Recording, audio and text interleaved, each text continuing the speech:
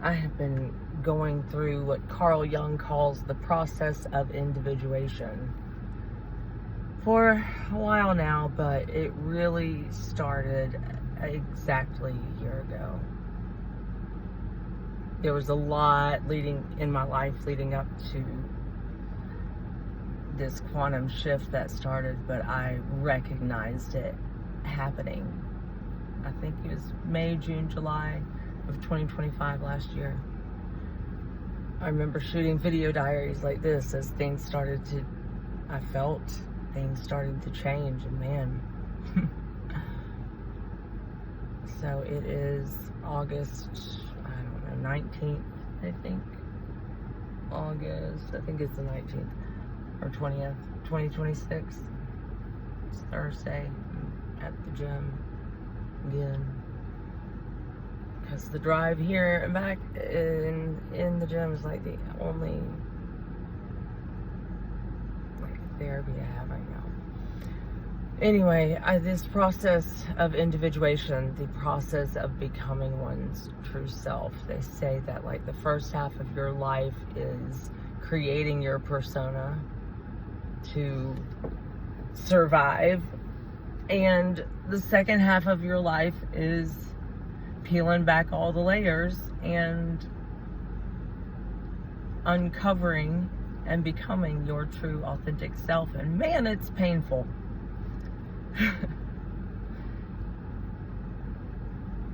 When I started to realize what was happening, it's interesting. I never heard these terms, quantum shift. I didn't study Carl Jung and the process of individuation or the shadow self prior to a year ago. And then it just started coming into my life on my feed. I didn't go looking this stuff up. It started coming into my life out of nowhere. And man, when it started, I battled it. I was still living in that life, trying to make that life work because it was beautiful, but not aligned.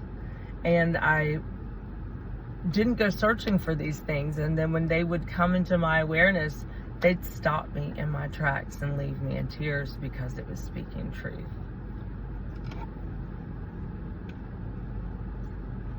Truth I'd been denying myself, and once I started being honest, I knew things were going to change in ways I wanted but didn't, and they did. And I was literally plucked out of a timeline, and there's this image, this drawing that I have seen, and it's a person standing on a cliff and a hand, and in the first picture it says you and the universe, and the universe is flicking the individual off the cliff, and the second picture is also you and the universe, and it's the hand of the universe on the other side catching you. And it's so true. When it's time to grow, you start to think different thoughts and take different actions, and things that once were important to you are no longer. And people, places, circumstances, and events that once were aligned with you, that no longer align with you and where you're going, those things will start to fall away. It's part of the process, and it's painful, but it's necessary. And once you get past the pain of that loss, because you lose things and people and relationships that you didn't think would ever change or ever go away. But in order for you to become your authentic self and step into that next level, certain things have to fall away.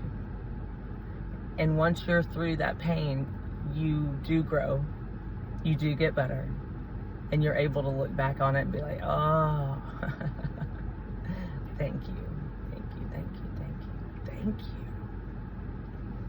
Because if you had stayed in those situations, relationships, jobs, friendships, whatever, you wouldn't have grown. And you were called to something else. And not everybody will go through this lifetime. But I didn't ask for it. Well, I didn't consciously ask for it. But I guess I did. Like I said, I came here to grow and not play small. But man, I have played small for a long time. So this process, previous relationships, people, situations, jobs, previous parts of my life that I mourned, and I no longer mourn. It's crazy. Things I never thought I'd ever be able to get through. It's just like, oh yeah. I mean, that happened, yeah.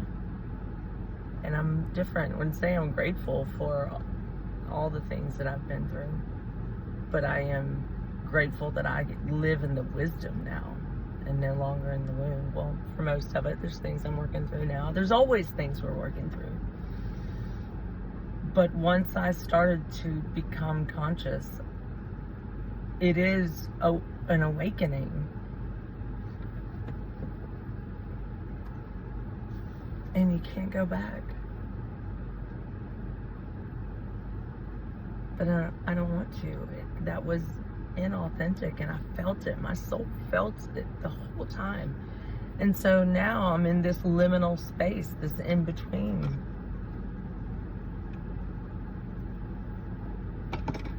No longer where I was, no longer who I was, no longer what I was, but not yet into the next phase. So I'm in this liminal space, and I'm grateful for it. I have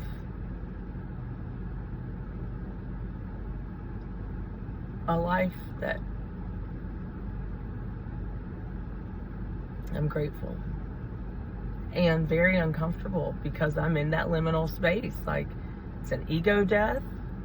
It's a death of an old life. It's death of it is a death, and you do mourn, but you don't stay there unless you choose to. And there were times in my life that I did. It's like I didn't even realize I was choosing to stay in the negative. But now I'm choosing to grow. And it does not mean that certain things did not hurt.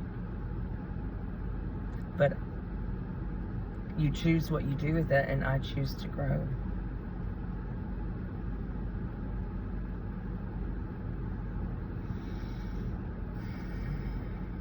And I am grateful for this time. There's so many challenges that I may never speak about. But I'm able to also,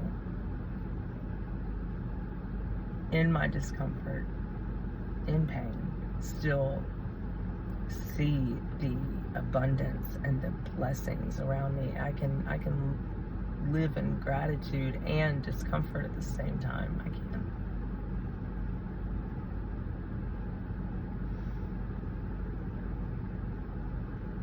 Okay. Let me go move.